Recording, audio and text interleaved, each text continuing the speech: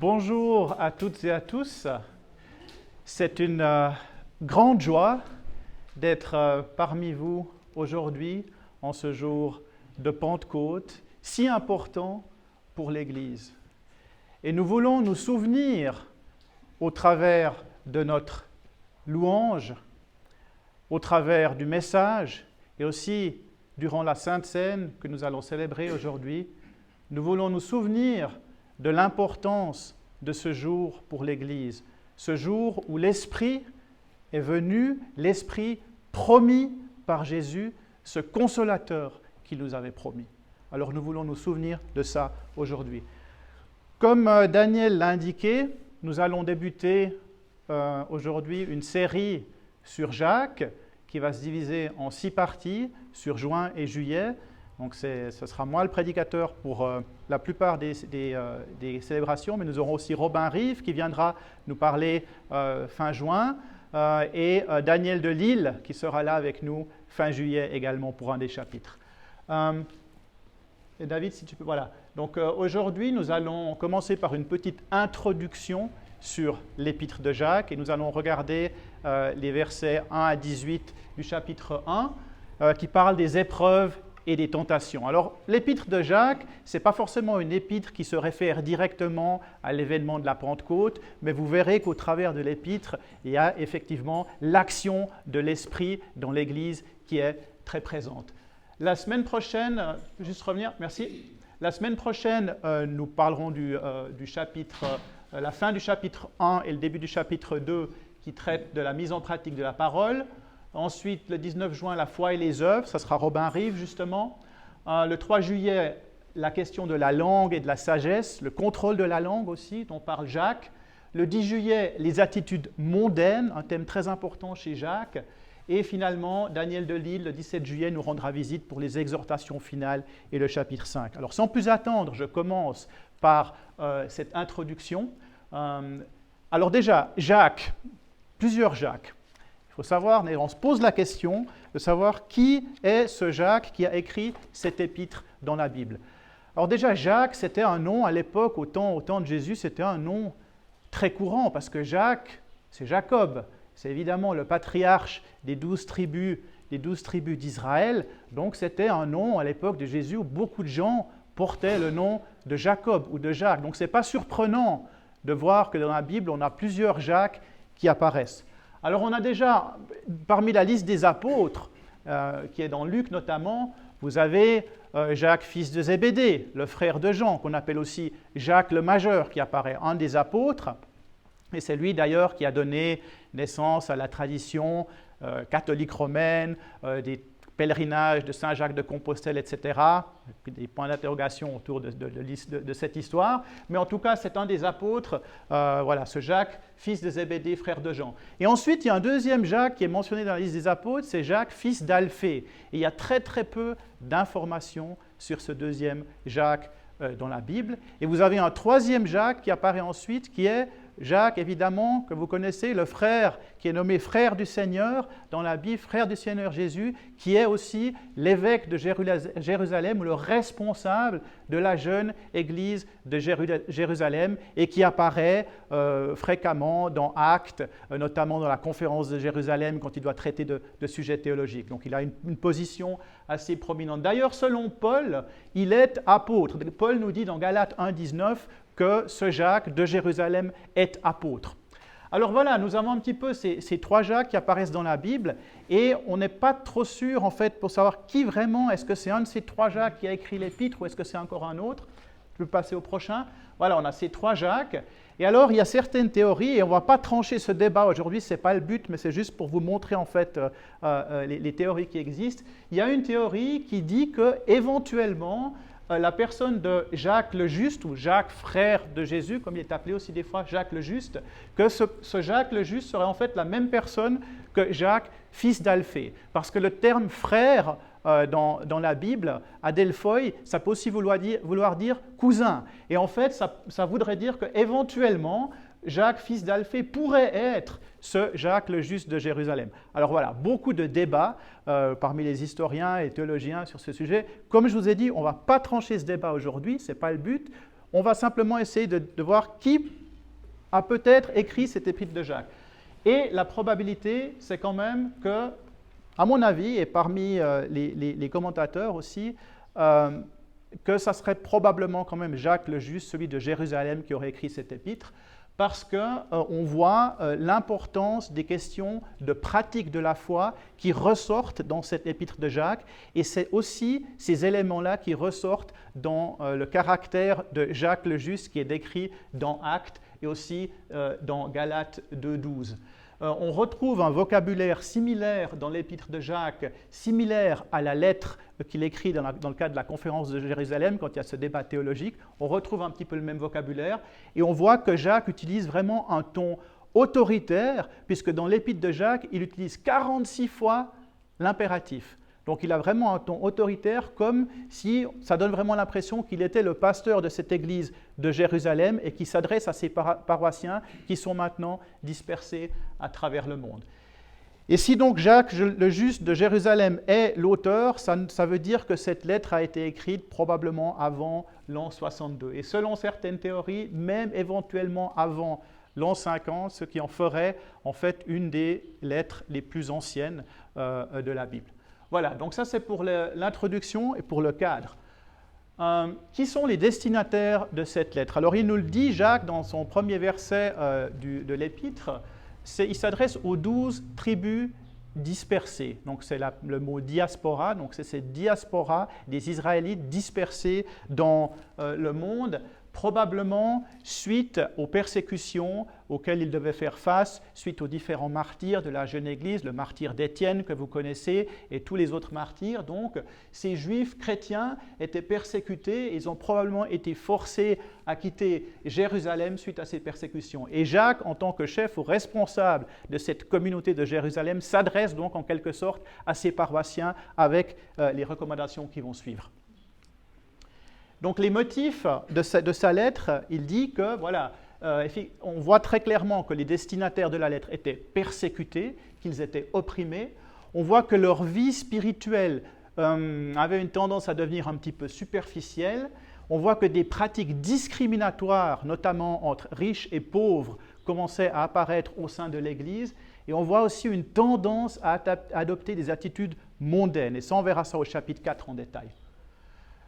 On voit quelques parallèles importants avec le sermon sur la montagne dans Matthieu, le discours de Jésus, et notamment la partie sur les béatitudes. Et on a l'impression que Jacques fait une sorte de réflexion sur ce sermon sur la montagne. On le verra plus en détail. Il y a aussi plusieurs parallèles avec le livre des Proverbes. Jacques s'adresse à ses lecteurs dans un style assez proverbial. Il cite d'ailleurs tout un nombre de proverbes du livre de Proverbes et fait aussi une sorte d'analyse ou d'étude de ces passages. Et finalement, il y a des parallèles avec Paul et aussi certaines contradictions qui semblent être des contradictions avec la théologie de Paul, notamment pour ce qui est la question qui touche à la foi et les œuvres. Et ça, je ne vais pas en parler aujourd'hui parce que Robin va en parler dans 3 semaines. Il y a un débat autour de la position que Jacques prend par rapport à la foi et les œuvres. Donc les thèmes centraux de cet épître qu'on va voir pendant 2 mois, c'est la tentation, un thème très important, le péché, il y a toute une doctrine du péché que Jacques développe dans sa lettre, le thème de la sagesse, le thème des richesses, de la vanité des richesses, de la relation entre les riches et les pauvres au sein de l'Église, l'impartialité au sein de l'Église, le contrôle de la langue, tous les dégâts que la langue peut causer, et la mondanité, chapitre 4 particulièrement. Alors sans plus attendre, je passe au verset du jour, donc chapitre 1, versets 1 à 18, et je vais lire ces premiers versets. Jacques, serviteur de Dieu et du Seigneur Jésus-Christ, aux 12 tribus qui sont dans la dispersion, salut.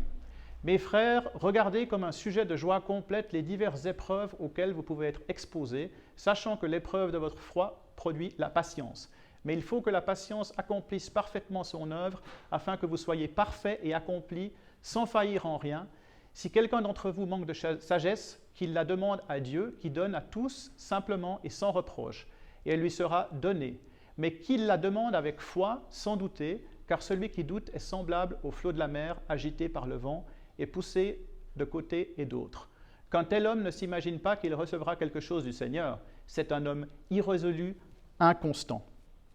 Donc on voit que Jacques nous parle ici de diverses épreuves que ses lecteurs apparemment sont en train d'affronter, et ça peut se référer soit aux différentes persécutions qu'ils subissent là où ils sont, mais ça peut aussi se référer à certains conflits moraux internes, la tentation qu'ils ont peut-être de désobéir à Dieu. Et le lecteur est invité à considérer ces épreuves comme un sujet de joie complète. C'est pour ça que le thème du jour, c'est cette joie complète. Il nous invite à considérer les épreuves comme joie complète parce que l'épreuve de la foi, selon Jacques, produit la patience.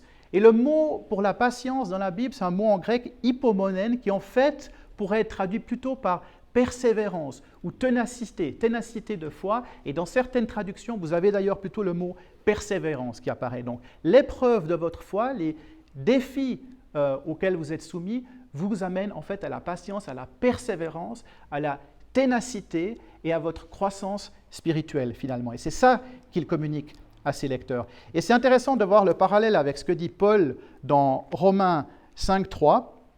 Paul, dans Romains 5.3, dit la chose suivante à ses lecteurs.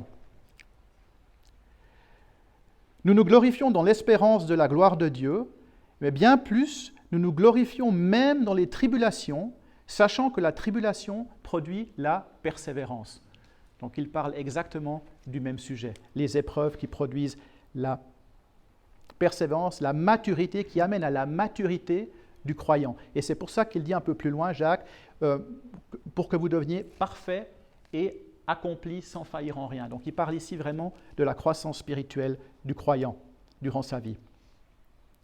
Il nous dit plus loin qu'en cas de besoin, Dieu fournit l'aide nécessaire en donnant la sagesse à ceux qui le demandent, mais que ceux qui demandent cette sagesse doivent le demander avec foi et sans douter, parce qu'il nous dit que ceux qui doutent sont des hommes irrésolus, des hommes avec des arrière-pensées, et qu'ils ne doivent rien attendre du Seigneur. Donc si vous demandez quelque chose au Seigneur sans avoir la foi, ne vous attendez pas à avoir quelque chose en retour du Seigneur. C'est intéressant, il dit ça à ses lecteurs d'une façon très, très, très claire. Des hommes irrésolus, inconstants dans toute leur voie. Je passe ensuite aux 9 et 12, où il parle des relations entre les riches et les personnes plus humbles au sein de l'Église. Que le frère de condition humble se glorifie de son élévation. Que le riche, au contraire, se glorifie de son humiliation, car il passera comme la fleur de l'herbe. Le soleil s'est levé avec sa chaleur ardente, il a desséché l'herbe, sa fleur est tombée, et la beauté de son aspect a disparu. Ainsi le riche se flétrira dans ses entreprises. Heureux l'homme qui supporte patiemment la tentation, car après avoir été éprouvé, il recevra la couronne de vie que le Seigneur a promise à ceux qui l'aiment. Alors, le pauvre est appelé ici à se glorifier de son élévation. Par la foi en Jésus, il est élevé à une nouvelle dignité, à une position d'honneur, et sa condition humble est finalement semblable à celle de Christ, qui avait aussi une condition humble. Le riche, au contraire, est invité à s'humilier, car il passera comme la fleur de l'herbe. Et cette image du riche qui passe comme la fleur de l'herbe, c'est quelque chose que nous retrouvons dans l'Ancien Testament aussi, dans Ésaïe 40, verset 6, dans Ézéchiel 7, 19. Vous avez cette image des riches qui passent comme de l'herbe ou des fleurs qui se fanent. Donc vos richesses terrestres, en fait, vous ne pouvez pas les prendre avec. Hein, ça passe. Et ce passage ici, versets 9 et 12, rappelle aussi fortement le thème des béatitudes dans Matthieu, justement le sermon sur la montagne, où Jésus dit que heureux doit être celui qui endure les tentations et les épreuves. Et je vous ai mis quelques passages sur le prochain, quelques passages des béatitudes. Dans le sermon sur la montagne, Jésus dit « Heureux les pauvres en esprit, car le royaume des cieux est à eux. Heureux les affligés, car ils seront consolés. » Verset 6, « Heureux ceux qui ont faim et soif de la justice, car ils seront rassasiés. » Verset 10, « Ceux qui sont persécutés pour la justice, le royaume des cieux est à eux. » Et verset 12, « Réjouissez-vous et soyez dans l'allégresse, parce que votre récompense sera grande dans les cieux. » Donc il y a une récompense qui va au-delà de la vie terrestre. Et c'est un encouragement justement à ceux qui sont dans des persécutions ou dans une condition difficile de persévérer parce qu'ils auront leur récompense. En fait, ce qui est important aussi de voir, c'est que Jacques ne dit pas que tous les riches seront perdus et que tous les pauvres seront sauvés. Ce n'est pas ce qu'il dit. En fait, il s'adresse simplement à la communauté, à son Église, à ceux qui suivent déjà Jésus, qui croient déjà, mais simplement certains ont une condition sociale ou financière qui est différente des autres. Et il leur dit, faites attention, ne créez pas de différence entre vous par rapport à ces conditions financières ou sociales, parce que votre récompense, elle n'est pas ici sur terre, c'est une récompense dans l'éternité. Et il parle de cette couronne de vie. Il leur dit que s'ils sont approuvés, ils recevront cette couronne de vie. Et ici, ça fait vraiment référence, pas simplement au salut qui s'obtient déjà au moment où vous croyez en Jésus, vous avez déjà le salut. Mais ici, cette couronne de vie, c'est plus une vie plus accomplie, une vie spirituelle plus accomplie, une croissance dans la vie spirituelle. C'est ça qu'il veut dire avec cette couronne de vie ici. Je passe ensuite au dernier verset, les 13 à 18, où il nous parle ici vraiment de la tentation et du péché. Que personne, lorsqu'il est tenté, ne dise « c'est Dieu qui me tente », car Dieu ne peut être tenté par le mal et il ne tente lui-même personne. Mais chacun est tenté quand il est attiré et séduit par sa propre convoitise. Puis la convoitise, lorsqu'elle a conçu, enfante le péché, et le péché, étant consommé, produit la mort. Ne vous y trompez pas, mes frères bien-aimés, toute grâce excellente et tout don parfait descendent d'en haut du Père des Lumières, chez lequel il n'y a ni changement ni ombre de variation. Il nous a engendrés selon sa volonté par la parole de vérité, afin que nous soyons en quelque sorte les prémices de ces créatures. Il nous parle ici des origines de la tentation. Qui est celui qui tente le lecteur de Jacques et qui est celui qui le met à l'épreuve? Quand nous prions, par exemple, dans le Notre Père, ne nous soumets pas à la tentation. Qu'est-ce qu'on veut dire par là? Est-ce que ce serait Dieu qui nous tente? Non, ce n'est pas Dieu, nous dit Jacques. Car Dieu ne peut pas être tenté et Dieu ne tente personne. La tentation, nous dit Jacques, provient de l'intérieur de l'homme, c'est sa propre convoitise qui l'attire et le séduit. Et nous verrons ça en détail au chapitre 4 au mois de juillet. Il nous parle d'être attiré et séduit. Et pour moi, c'est vraiment l'image de l'appât, de la pêche du poisson. On est attiré par quelque chose qui brille, par différentes couleurs, par le mouvement des... Je ne sais pas si quelqu'un fait de la pêche ici, mais vous avez tous ces appâts qui ont des mouvements, qui ont des couleurs, des reflets, et qui attirent en fait le poisson. Et le poisson est attiré, et il est aussi séduit sur le prochain. Il est aussi séduit. Il y a pour qu'il morde finalement dans cet appât.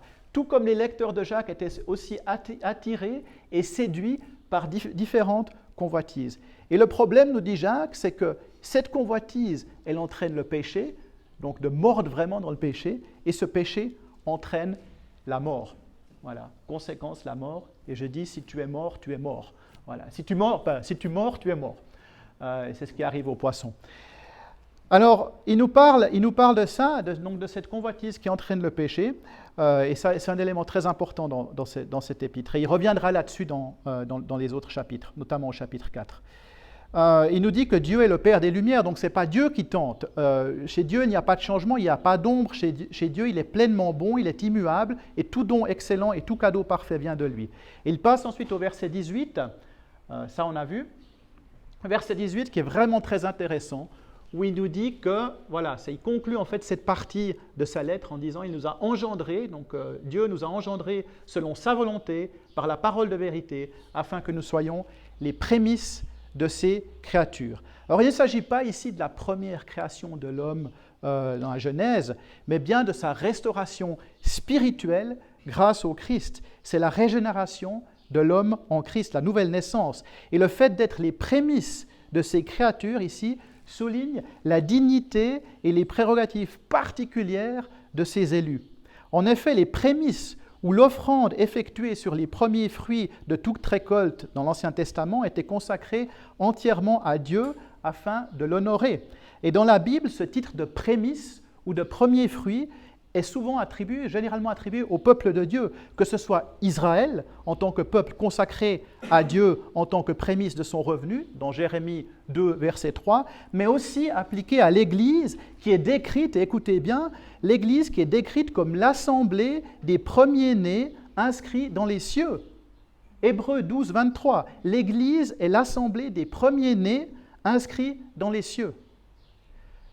Et on peut reprendre les mots de Paul aussi en Tite 2, 14. « Christ s'est donné lui-même pour nous afin de nous racheter et de se faire un peuple qui lui appartienne, purifié par lui et zélé pour les œuvres bonnes. » Donc Dieu veut se faire un peuple. Il veut se faire un peuple et il le faisait avec Israël et il le fait avec l'Église. Il veut que cette Église soit son peuple. C'est pour ça qu'il a envoyé l'Esprit aussi. Il faut se rappeler de ça à la Pentecôte. L'Esprit vient pour animer l'Église. Pour être là, parce que Jésus n'est pas là physiquement, il a envoyé son esprit comme consolateur pour donner vie à son Église, pour qu'elle continue à grandir, et parce qu'il veut se créer un peuple. Donc l'Église est son peuple. Et d'ailleurs en Ésaïe 53, 10, le prophète dit « Christ verra une descendance ». Il nous dit « Christ verra une descendance ». Donc on peut dire qu'ici, quand il se réfère aux prémices de ces créatures, il se réfère en fait au premier des croyants, puisqu'on était à l'époque, juste après le départ, la résurrection de Jésus. Voilà, c'était les premiers disciples de Jésus. Alors c'était les premiers de ce peuple, de ce nouveau peuple qui voulait se créer. Et c'est ça qu'il faut retenir de ce passage. Je m'excuse, est-ce qu'on aurait un petit peu d'eau? Juste un verre d'eau, parce que... Merci. Alors, comment est-ce qu'on... Et je termine sur l'application de comment est-ce qu'on peut appliquer cette lettre de Jacques. Est-ce que nous dit Jacques? Comment on applique ça aujourd'hui, en 2022, à Montreux, à Vevey, dans la Riviera? Une joie complète dans la souffrance. Alors moi, quand je lis ça, je dis c'est une lettre un petit peu dangereuse si je vais faire de l'évangélisation au bord du lac, par exemple, à Montreux, et que je vais vers quelqu'un et dis « Ah, mais j'aimerais te parler de Jésus ». Il te dit que voilà, si tu as des souffrances, tu dois être dans une joie complète. Je ne sais pas si c'est une super façon d'évangéliser. Hein. Je pense qu'il y aurait... c'est pas évident. Alors, merci Daniel. C'est facile à dire et à lire pour celui qui a traversé des épreuves et s'est vu renforcé à travers des épreuves. Mais bonne chance pour dire cela à quelqu'un qui est en plein dedans. Et tu as peut-être perdu ton travail, tu es peut-être malade, tu as peut-être été rejeté par tes proches, par quelqu'un en qui tu avais confiance. Alors cette joie complète dont parle Jacques dans cette lettre, moi je ne te blâme pas si tu ne la ressens pas aujourd'hui. Et tu es sur un chemin avec le Seigneur, tu as sans doute vécu des changements positifs dans ta vie depuis ta décision de foi. Mais ça ne veut pas dire que tu as échappé à toutes les difficultés de la vie terrestre, aux maladies, aux difficultés et peut-être même aux rejets et aux insultes liées à ta foi. Alors moi, je ne vous souhaite pas ce genre de souffrance et je ne pense pas que Jacques souhaitait ces souffrances à ses lecteurs. Mais on sait bien qu'en ce moment même, dans plusieurs endroits du monde, il y a des chrétiens qui souffrent et qui sont persécutés pour leur foi. Donc finalement, la lettre d'il y a 2000 ans, elle garde toute son actualité aujourd'hui aussi. Et je n'ai pas besoin de vous rappeler les martyrs d'Étienne et de l'époque de Jacques, quand il écrivait cette lettre. Alors, dans votre réalité, les choses sont peut-être un petit peu plus subtiles et plus cyniques que ça. Il y a bien sûr les tentations qui viennent de votre propre convoitise, on en a parlé tout à l'heure, parce que vous désirez quelque chose que Dieu vous demande de ne pas désirer.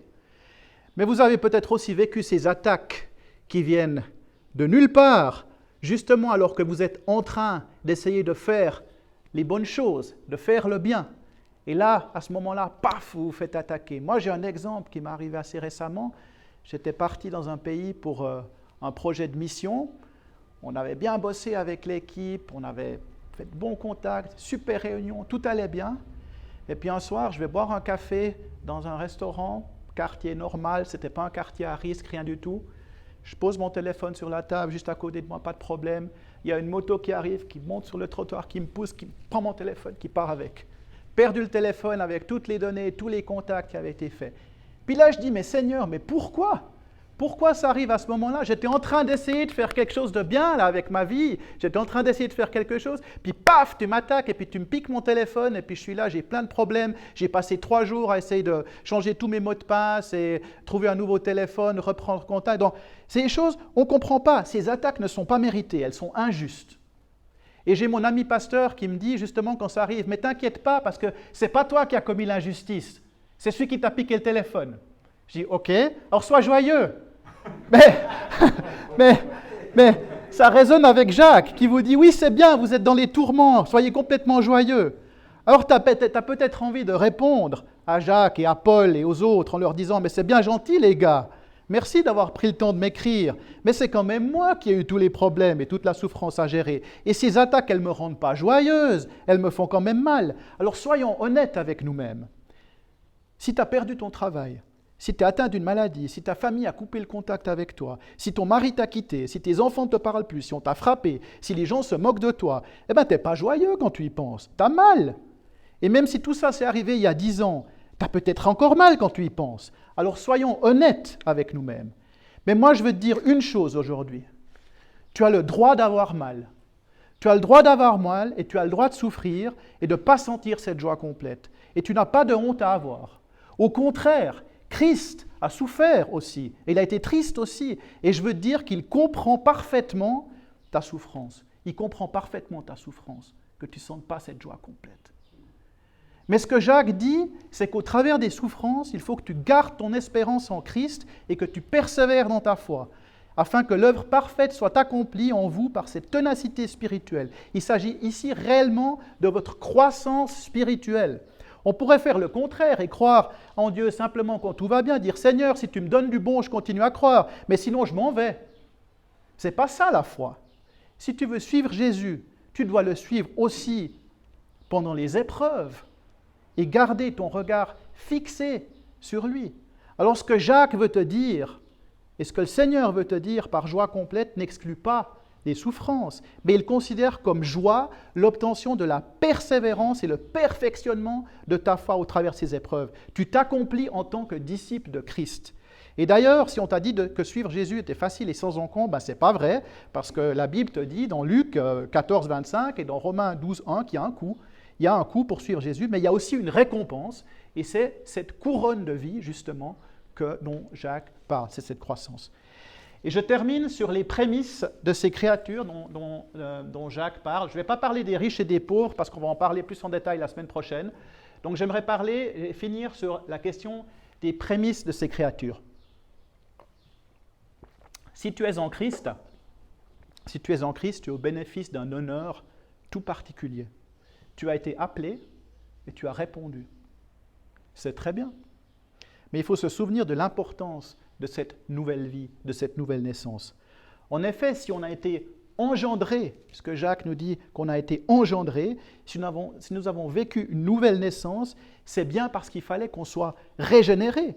C'est parce que notre ancienne condition, elle était totalement désespérée. Une petite réparation ne suffisait pas. Vous savez, quand vous cassez un pot, vous cassez l'anse, vous essayez de recoller, ça va un moment sur la tasse, puis après ça lâche de nouveau. Vous pouvez faire un petit bricolage comme ça.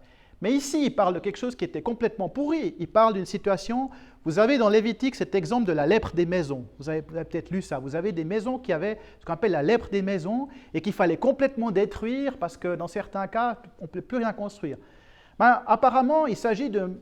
D'ailleurs, si quelqu'un travaille dans la construction, vous le saurez, les maisons, elles peuvent moisir. Et quand elles moisissent à un certain point, dans les fondations et tout, vous ne pouvez plus rien faire, vous devez détruire la maison.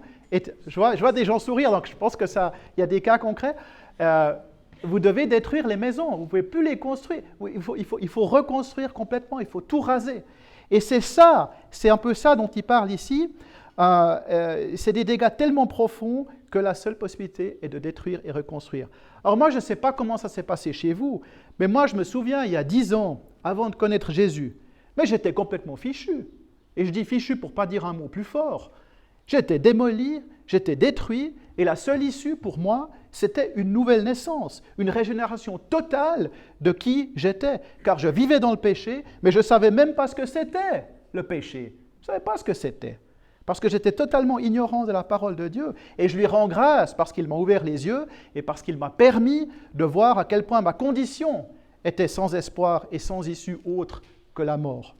C'est pour ça que ce verset sur la nouvelle création et sur les dons excellents et parfaits de Dieu vient juste après ses commentaires sur l'origine de la tentation. Il nous dit « Ne vous trompez pas, la tentation, elle ne vient pas de Dieu, mais de notre propre nature, de cette nature pleine de convoitise, convoitise qui mène au péché et péché qui mène à la mort. » Et évidemment, le serpent, si tu peux remettre juste l'image, le serpent, il est toujours là pour donner un coup de main et vous pousser à la faute. Il est là pour vous séduire et vous tenter. Mais la convoitise de la pomme, de manger la pomme, ce n'est pas le serpent qui veut manger la pomme, c'est bien vous. C'est le pécheur qui veut manger la pomme. Alors le serpent, il a peut-être mangé d'autres pommes avant. Ça, c'est une autre histoire. Comment le serpent en arrive à être le serpent, ça, on pourrait voir dans un autre message. Mais la convoitise de manger cette pomme, elle vient bien de chez vous. Lui, il donne juste un coup de main. Il vous dit, ah, ça. Alors quand on dit, ouais, mais j'ai été tenté, j'ai pas pu résister parce que j'ai été tenté. Mais c'est pas vrai. C'est pas vrai. La décision, vous l'avez prise vous de manger la pomme. Adam, Ève, la même chose. Ils savaient qu'ils ne devaient pas, mais ils ont décidé, eux, de désobéir. Alors, il faut bien comprendre ça. La convoitise, elle vient de l'intérieur de l'homme. Mais maintenant, régénéré, reconstruit par Dieu et édifié par sa parole et son esprit, toi, nouvelle créature en Christ, tu es consacré au Seigneur. Et son esprit est là pour te guider. Alors combien il est important de rappeler que son esprit te guide en ce jour de Pentecôte. Tes forces, tes dons, tes activités, ton temps, tout ce que tu es, tout a été consacré au Seigneur maintenant. C'est lui que je t'invite à suivre aujourd'hui. Et je prie Dieu pour que son esprit te guide sur ce chemin qui contient parfois des épreuves et qui demande patience et persévérance. Et je prie pour que vous ne soyez pas parmi ces irrésolus, ces personnes avec des arrière-pensées dont parle Jacques, ces personnes qui doutent et qui sont tiraillées entre une vie sainte et une vie charnelle. Et je prie surtout pour que vous fassiez l'expérience de cette joie complète dont nous parle Jacques. Sachant que vous vivez désormais par Christ et en Christ, vous avez l'assurance du salut et aussi l'espérance qui s'attache à son appel. Dieu est miséricordieux, il vous aime d'un grand amour. Vous qui étiez morts par vos fautes, il vous a rendu la vie avec le Christ, il vous a ressuscité ensemble avec lui et fait asseoir ensemble dans les lieux célestes en Christ Jésus, Éphésiens 2, 6. Mais vous vous rendez compte, il vous a rendu la vie avec le Christ, il vous a ressuscité ensemble avec lui et fait asseoir ensemble dans les lieux célestes en Christ Jésus. Vous vous rendez compte de ce que ça veut dire? Et cela, chers frères et sœurs, ça devrait suffire à votre joie complète, même dans les épreuves. Car c'est ça la foi. Pour reprendre Hébreux 11, la foi, c'est la certitude des choses que l'on ne voit pas. C'est la certitude des choses que l'on ne voit pas. Alors si vous ne voyez pas Jésus avec vos yeux, mais que vous avez néanmoins l'assurance d'être ressuscité avec lui et assis avec lui dans les lieux célestes, comme dit Éphésiens 2, 6, alors chers amis, j'ai une bonne nouvelle pour vous. Vous êtes des hommes et des femmes de foi. Et rien ne peut plus vous empêcher d'avoir cette joie complète et cette espérance en lui et par lui, car c'est lui qui vous donne sa paix en toutes circonstances. Jésus-Christ, notre Seigneur et Dieu. Amen.